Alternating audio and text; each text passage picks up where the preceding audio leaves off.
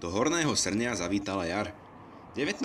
marca ju privítali deti z miestnej základnej školy v Sprievode spolu s tradičným vynášaním a zapálením moreny. Sprievod s morenou išiel od základnej školy k domovu dôchodcov a následne prešiel ulicami Horného Srnia. Pekný dníček vám prajeme, šťastie, zdravie vinšujeme.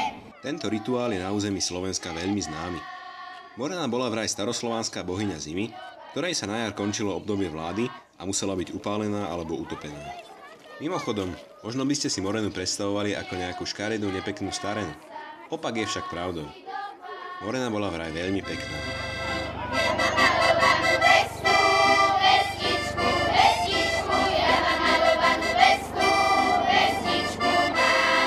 Táto hornosrnianska bola zhodená do Vláry z Horného mostu, odkiaľ sa neskôr pokračovalo ku konečnej zastávke, Mestskému parku.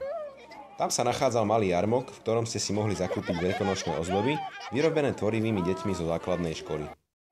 Pre miestnu akčnú skupinu Vršatec Ján Štefánek.